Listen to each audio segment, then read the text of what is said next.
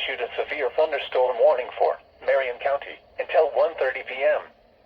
At 12:50 p.m., a severe thunderstorm was located near Lamu, or 9 miles west of Marion, moving northeast at 35 miles an hour. Hazard, 60 miles an hour wind gusts and penny-size hail. Source, radar indicated. Impact, expects damage to trees and power lines. Locations impacted include